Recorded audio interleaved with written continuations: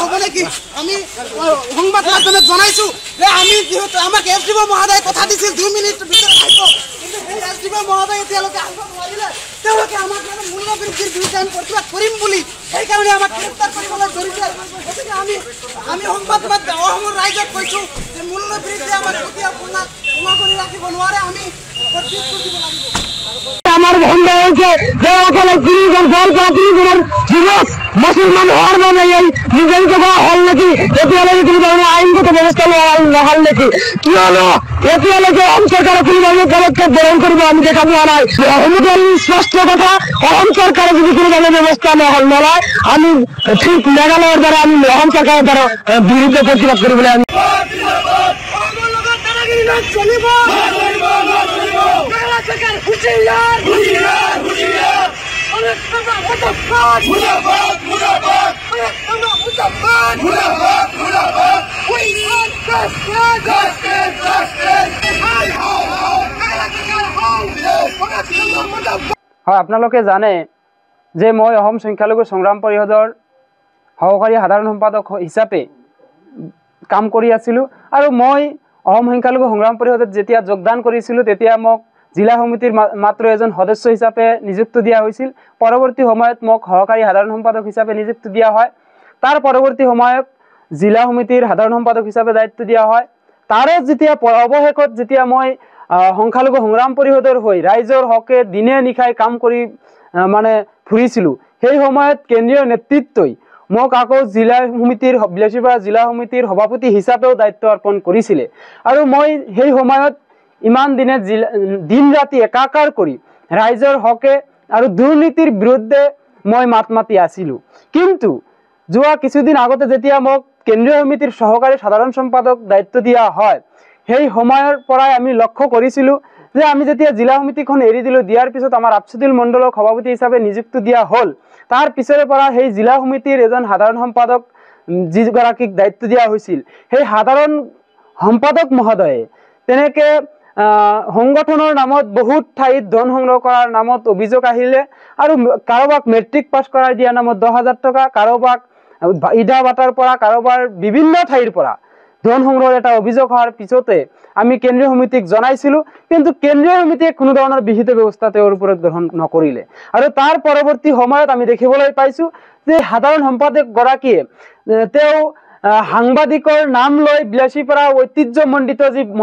আপোনাৰ মহাবিদ্যালয় সেই মহাবিদ্যালয়ত তেওঁ গৈ পেলাই এই মহাবিদ্যালয়ৰ প্ৰাক্তন ছাত্ৰ সমাৰোহৰ যি এক মিলন সমাৰোহ সেই মিলন সমাৰোহ নষ্ট কৰাৰ এক পৰিকল্পনা ৰুচিছিল যদিও তেওঁ সফল নোহোৱাৰ পৰিপ্ৰেক্ষিতত অৱশেষত তেওঁ কোনোবা ৰাজনৈতিক নেতাৰ পৰা কিবা এটা আলোচনা মৰ্মে হয়তো হ'ব পাৰে তেওঁ এনেকুৱা এটা অপ্ৰীতিকৰ এটা নিউজ বজাই দি দক্ষিণ শৰ্মাৰ বিধায়ক অজিত আলী চৌধুৰীৰ বিৰুদ্ধে এটা নিউজ কৰি সমাজত এটা বিয়পাস্প বেয়া পালে আৰু তাৰ কাৰণে বিলাসীপাৰা মহাবিদ্যালয়ৰ প্ৰাক্তন ছাত্ৰ ছাত্ৰীকে আদি কৰি বিলাসীপাৰা বাসীয়ে ক্ষুণ্ণ হৈ পৰিলে ক্ষুণ্ণ হৈ তেওঁলোকে দুটাকৈ থানাত এজাহাৰ দাখিল কৰিলে আৰু এজাহাৰ দাখিল কৰাৰ পিছত সংখ্যালঘু সংগ্ৰাম পৰিষদৰ যেহেতু তেওঁ সাধাৰণ সম্পাদক হয় তেখেতক নামত সংখ্যালঘু সংগ্ৰাম পৰিষদক এখন অভিযোগ দাখিল কৰে আৰু অভিযোগ দাখিল কৰাৰ পিছত তেওঁৰ ক্ষেত্ৰত সভাপতিয়ে নিমাত হৈ থকাৰ কাৰণে সাধাৰণ সম্পাদকক আকৌ তেখেতে কয় আৰু কোৱাৰ পিছত সাধাৰণ সম্পাদক মহোদয়ে বিষয়টো আলোচনা মৰ্মে তেখেতক 1 ঘণ্টা সময় লৈছিল যে সমস্যাটো সমাধান কৰিব কিন্তু তেখেতক সেইখিনি কৰাব নোৱাৰাৰ ক্ষেত্ৰত আমি জিলা সমিতিৰ মজিয়াত আলোচনা কৰি সভাপতিৰ লগত আমি জিলা সমিতিৰ যি সভাপতি আফছুদুল মণ্ডল তেখেতৰ লগত আমি কেন্দ্ৰীয় কমিটিৰ সহকাৰী দুজনকৈ সম্পাদকে স্বাক্ষৰিত কৰি তেখেতক সংগঠনৰ পৰা তাৎক্ষণিকভাৱে বহিষ্কাৰ কৰাৰ এটা প্ৰক্ৰিয়া আমি তেতিয়া কৰিলো কৰাৰ পিছত আমি বহিষ্কাৰ যেতিয়া কৰিলো তাৰ পৰৱৰ্তী সময়ত আমাৰ কেন্দ্ৰীয় সমিতিৰ কি কয় আপোনাৰ সাধাৰণ সম্পাদক এই সুবিধাটো সম্পূৰ্ণৰূপে লৈ এক অভিসন্ধি ৰচনা কৰিলে আৰু তেখেতক বহিষ্কাৰ কৰাৰ কাৰণে মই বিৰুদ্ধে এক মনে সজা এটা অভিযোগ উত্থাপন কৰিলে আৰু অভিযোগ উত্থাপন কৰি মোক প্ৰথমেই কাৰণ দৰ্শনী জাননী নিদিয়াকৈ প্ৰথমে আগতে পদৰ পৰা নিলম্বন কৰা হ'ল অনৈতিকভাৱে আৰু সংবিধান উলংঘ কৰি যেতিয়া নিলম্বন কৰা হ'ল সেই নিলম্বনৰ লগতে মোক কাৰণ দৰ্শনীৰ জাননীও দিয়া হ'ল তাৰ পিছত মই দেখিলো বিষয়টো যেহেতু আপোনাৰ অনৈতিকভাৱে কৰা হৈছে, সংবিধানৰ বহিৰ্ভূত কাম কৰা হৈছে। তাৰপিছত মই তাৰ কাৰণ দৰ্শনৰ জাননীৰ উত্তৰ দিব বিচৰা নাছিলোঁ, কিন্তু সংগঠনটোৰ মুখ্য উপদেষ্টা মহোদয় আৰু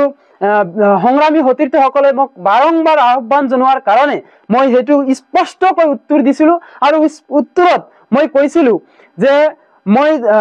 কোনো ধৰণৰ অপৰাধমূলক কামত জড়িত নাই। যদিহে 1% মোক প্ৰুফ দিব পাৰে, মই সংগঠনৰ পৰা মই নিজেই পদত্যাগ কৰিম। আৰু এইটো কোৱাৰ পিছত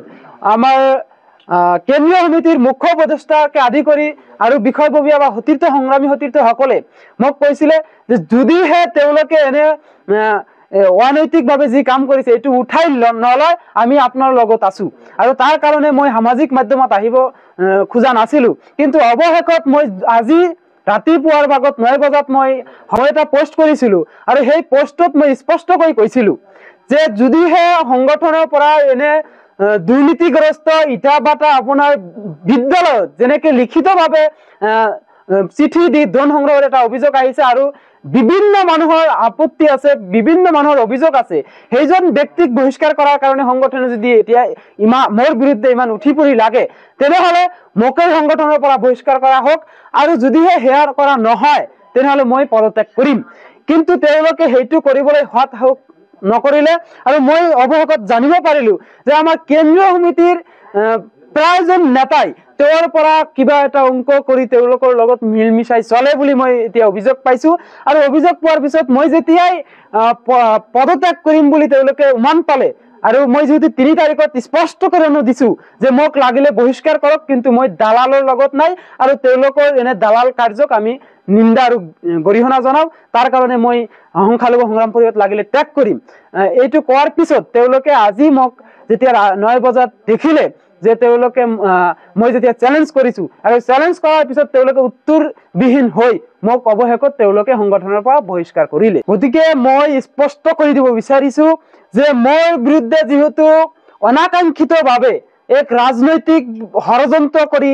মোৰ বিৰুদ্ধে অভিযোগ উত্থাপন কৰা হৈছে, মই আগতে স্পষ্ট কৰি দিছিলো যে মই কোনো ধৰণৰ অপৰাধমূলক কাম কৰা নাই। যদিহে কোনো ধৰণৰ তেওঁলোকে প্ৰুফ দিব পাৰে, মই ৰাজহুৱা জীৱন ত্যাগ কৰিম। আৰু মই কোনো ধৰণৰ সংগঠনৰ বহিৰ্ভূত কাম কৰা নাই। গতিকে তেওঁলোকক মই চেলেঞ্জ কৰিছো, মোৰ বিৰুদ্ধে এটা অভিযোগ যদি প্ৰমাণ কৰিব পাৰে, মই যদি কাৰোবাৰ পৰা ধন সংগ্ৰহ কৰাৰ এটা অভিযোগ উত্থাপন কৰিব পাৰে, মই যদি দালালি কৰাৰ এটা অভিযোগ উত্থাপন কৰিব পাৰে, সেয়া কৰিব নোৱাৰিব। আৰু মই সেইটো বিৰোধিতা কৰাৰ কাৰণে এই দালালি আৰু ধন সংগ্ৰহৰ নামত, সংগঠনৰ নামত ধন সংগ্ৰহ কৰা মই বন্ধ কৰিবলৈ মই যি কথা কৈছিলো, তাৰ কাৰণে তেওঁলোকে এক ষড়যন্ত্ৰ ৰচিলে। মই গতিকে স্পষ্টকৈ কৈছো যে মোৰ বিৰুদ্ধে এটা প্ৰুফ দিয়ক, যদি দিব নোৱাৰে তাৰ বিৰুদ্ধে মই আইনী ব্যৱস্থা ল'বলৈ বাধ্য থাকিম।